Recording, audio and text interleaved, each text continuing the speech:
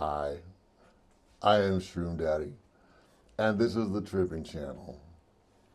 And this is the long and detailed version of one of our flagship videos, How to Trip Safely. So let's first go over the summation. You're going to start with a microdose test, 0.3 of a gram. And you're going to do this on any day before you actually do the tripping. And you are going to be looking for allergies and to see whether or not you're a lightweight. Then on the day that you trip, you're going to start with a small trip of as little as half a gram, no more than 1 gram, absolutely no more than 1 gram for your small trip. Then you're going to wait at least 3 hours before you take any more. And then when you're ready for the big trip, you're going to take as little as 2, no more than 3 grams, no more than 3 grams. And then, if you want to keep tripping after that, if you have the time and the inclination, not to mention the shrooms, then you're going to wait 2 solid hours before you take any more.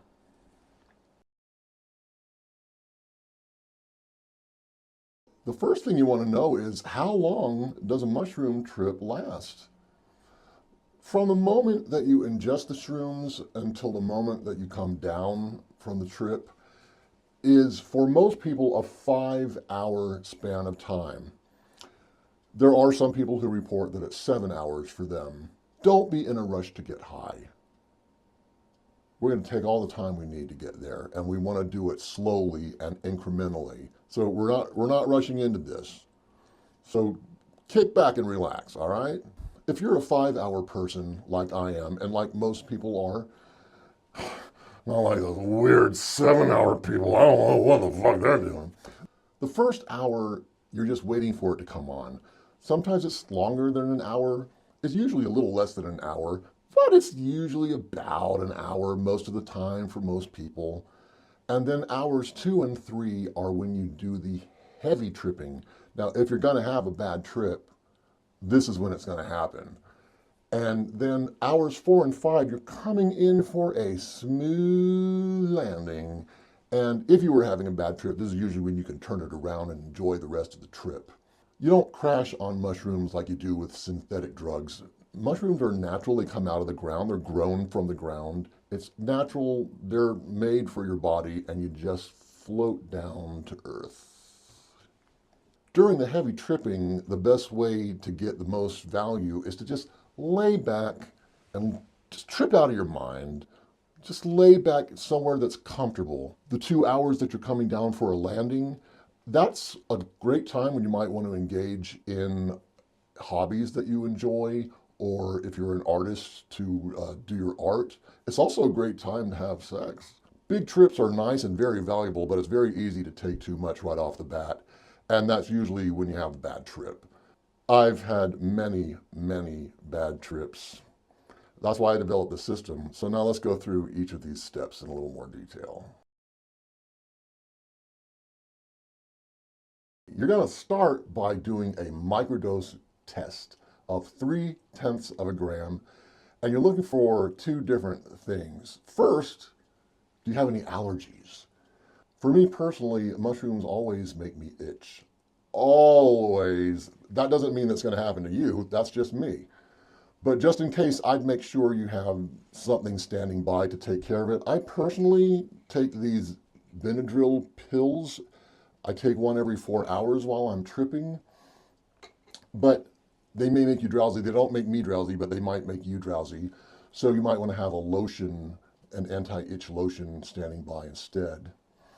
One time I had a batch of mushrooms, and this was the only time that this ever happened, but it did happen, and it constricted my breathing, and it was like right in my throat, and my throat was tightening up, and it was scary. I was like, oh, I gotta breathe. Well, I took Afrin, and Afrin you sniff through your nose, and it helps unclog your sinuses to help you breathe through your nose. I don't know if it's supposed to unclog your throat. It helped. It worked. It unclogged my throat, and I was able to enjoy the trip. But it was a little bit scary, and like I said, that's the only time it ever happened. It never happened with any other batch I've had, but it did happen. Now, if you do discover that you have some kind of an allergy problem with the mushrooms, it means that you are allergic to that batch of mushrooms. It does not mean you are allergic to all mushrooms. It doesn't mean you're allergic to this strain of mushrooms. It just means you're allergic to that particular batch.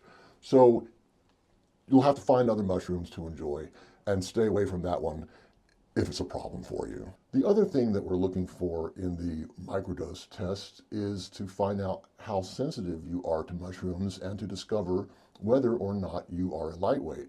Now, for the vast majority of people, 0.3 of a gram is not enough to go on a trip. But if you're a lightweight, you will. And it's very important to know if you are. Okay, first of all, I got to make sure you know I don't mean to use the word lightweight in any sense that's pejorative or derogatory. It's just shorthand for saying that you're extremely sensitive to mushrooms. I'm not making fun of you, but it's very important to know if you are a lightweight.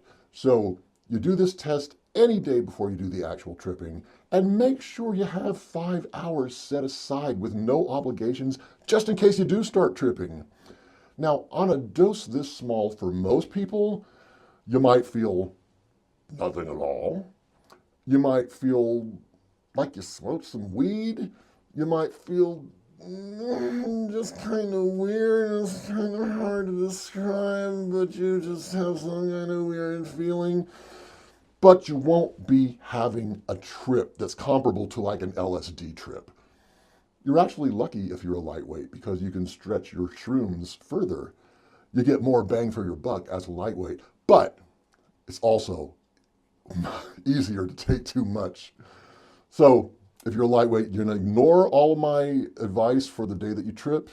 You're not going to take the doses I'm recommending. Do not. Okay. Now, on the day that you trip, you're going to start with a small dose. No less than half a gram, no more than 1 gram. Absolutely no more than 1 gram for the small trip. 1 gram can be quite substantial. Okay, so how do you decide whether to take a half gram or a whole gram? Base it on the microdose test you did. If you felt nothing at all with the microdose, then definitely do a whole gram. And if the microdose seems strong, take half a gram. And if you're scared, then obviously do half a gram. You're going to have plenty of time to catch up. Always err on the side of not enough with mushrooms. For me, the first trip is always a bad trip. I hate the transition from being sober to being on mushrooms. Even to this day, as an experienced user, I still don't like the transition. So the idea is, let's make it a light dose, just get the psilocybin into our system and start feeling it, and then we can move on to a bigger dose. If you're like me, you're not going to like the small trip, so it's very counterintuitive to say, hey, I really hated that experience. Oh, I have a great idea. Let's right away do it again, and this time take even more. That is craziness. But in this instance, it works for me. For me, the second trip is when the fun really begins. Me, Shroom Daddy, always enjoy the second trip. Always, no matter what the first trip was like. So you're going to wait at least 3 hours before doing the second dose. And I do mean 3 solid hours. I don't mean 2 hours and 45 minutes. No, 3. 3 hours, 3. Now, does that mean, oh, the 3 hours are up, now we have to do the bigger dose right away? No, not at all. You can wait until you've completely come down from the first trip if you want to. You can take a break between the 2 trips if you want to, although I wouldn't take a break longer than a day. This is the highest you're going to be at the 3 hour mark after ingestion. So If you're not feeling high enough, then definitely move on to the big trip right away. If you're like, oh, I'm just fine, I don't need to get higher right now, then wait, and you decide when you want to do it. You just don't do it earlier than 3 hours. But once the 3 hour mark hits, do it whenever you want to. There is one more reason for waiting 3 hours. I once did a trip where I wasn't high at all for 3 hours, and I thought, oh, I guess I'm not getting high. And then, like magic, at the 3 hour mark, suddenly I was high. I was like, wow, that was interesting. The nature of mushrooms is that they always take you by surprise. And sometimes the surprise is you don't feel anything at all. Now, if that happens, then you have to figure out, is it me? There are some people who mushrooms don't affect them no matter how much you give them. They may vomit, but they don't get high. Or is this a dud batch of shrooms? So it could be either one. You don't know at this point. Now, the big trip. Ooh, this is the moment we've been waiting for, the big trip. First of all, let me say, you don't have to do a bigger trip. If you want to do just another small dose instead of a big dose, that's perfectly fine. But I do recommend that you have a second trip, whether it's a big dose or a small dose, because the second one is always better for me. Now, if you're going to do a big dose, do no less than 2 grams and no more than 3 grams. No more than 3 grams for the big trip. If you want to do a third dose, if you have the time and the inclination and the shrooms to do a third dose, then you're going to wait 2 solid hours after you've taken your second dose before you take third dose. You should now have a sense of how much you can handle. We established your sensitivity with the microdose test. We got the psilocybin into your body with the small trip, whether you like the small trip or not. And we got you tripping balls with the big trip. Now, you can trip as long as you want. You can keep tripping all day, all night. You can trip all weekend if you want to. Just remember, it's not mandatory to take bigger and bigger doses. Just do small trip after small trip after small trip. It's a wonderful way to trip. That's how I usually do it myself. But you might want a hero's dose, and that's a different story. Okay, let's talk about doing a hero's dose or a heroic dose.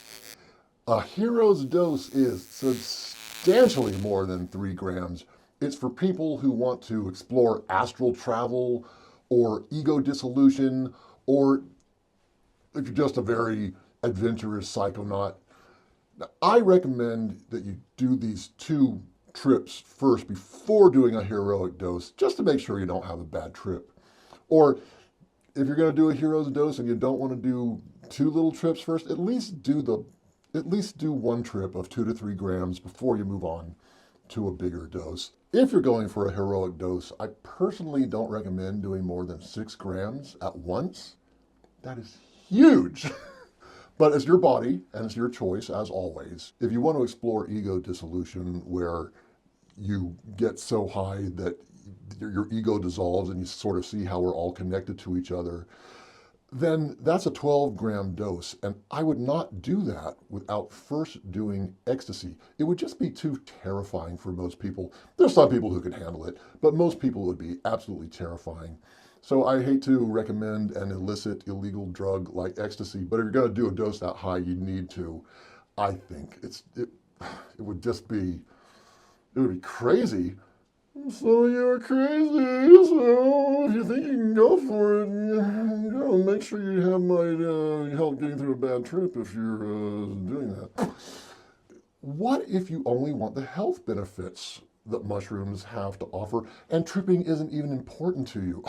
Well, then by all means, do microdosing instead. Microdosing is taking a small amount of shrooms on a regular basis. You get all of the health benefits as if you did a big trip, but you just won't be tripping.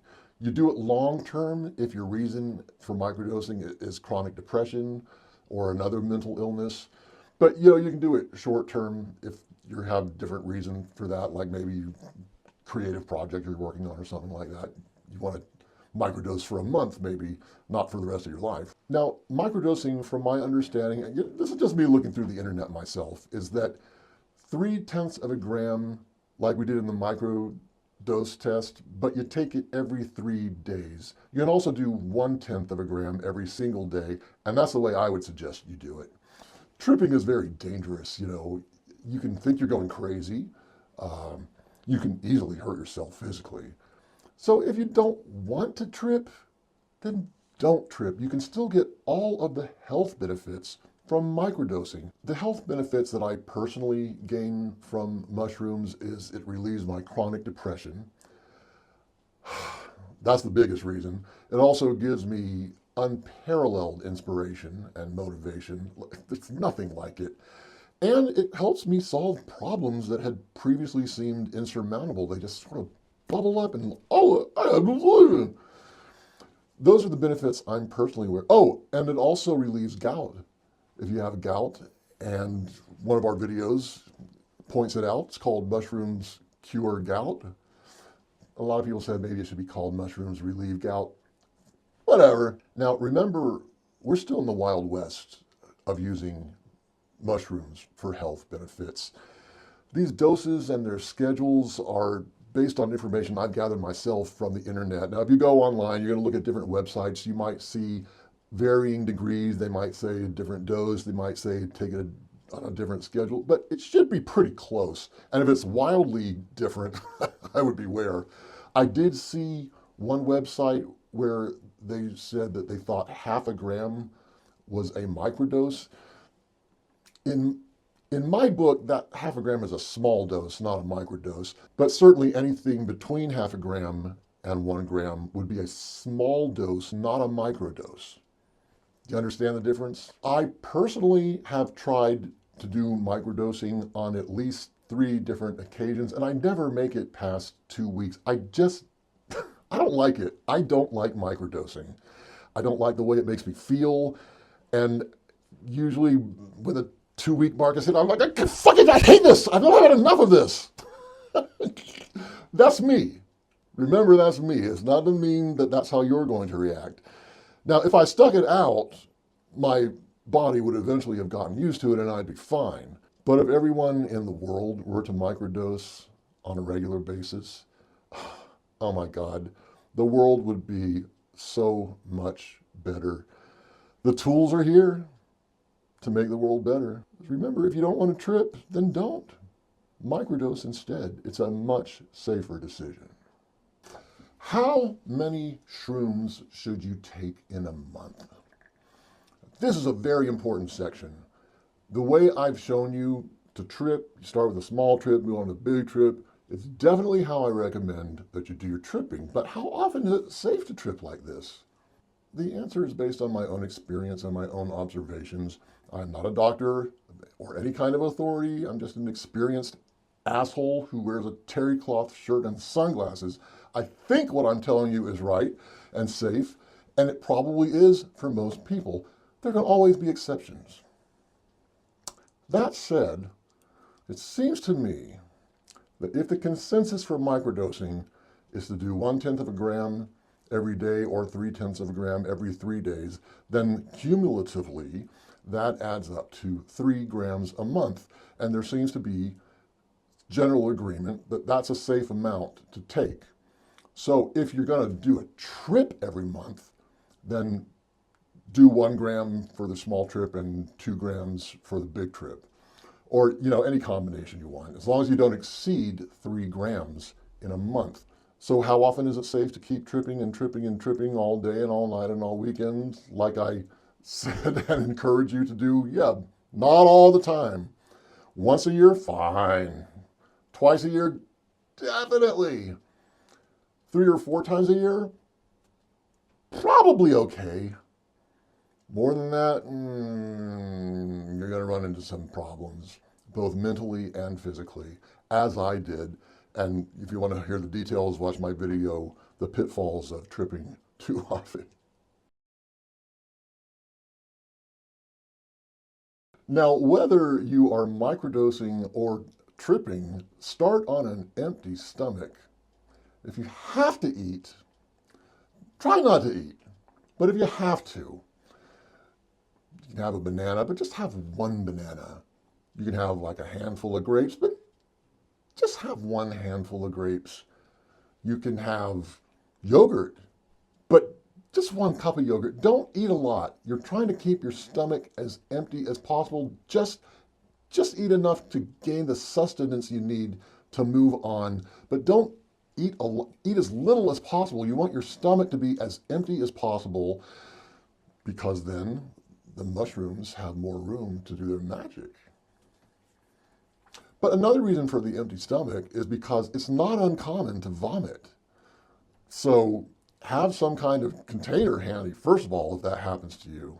And if you do vomit, then since you haven't eaten any food or hardly any food, it's going to be a much smaller mess than it would have been if you'd eaten a lot.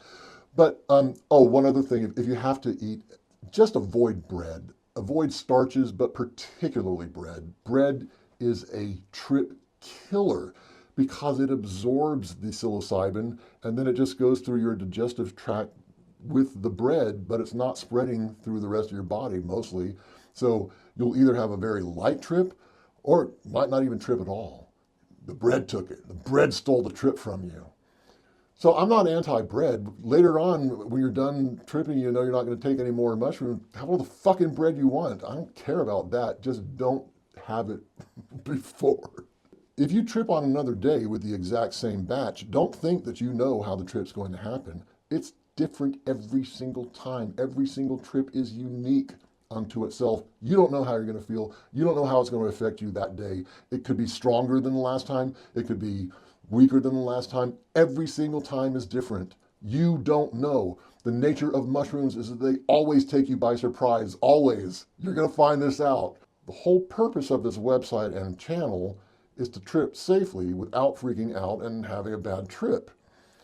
But bad trips happen for one reason or another. So if you do have a bad trip for any reason, make sure you check out my video, Help Getting Through a Bad Mushroom Trip. Have it handy.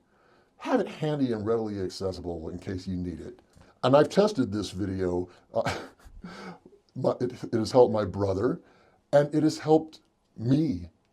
Even though I made it, I'm looking at myself, I know what's coming up, I know what I'm going to say, but on times that I didn't follow my own advice and had a bad trip, I watched my own fucking video and it helped me. So it's a really good video and it really works. It helps a lot. So have that handy and accessible in case you have a bad trip. You can take all the precautions in the world and you might have a bad trip anyway. I'm Shroom Daddy, and this is the Tripping Channel. Please trip safely.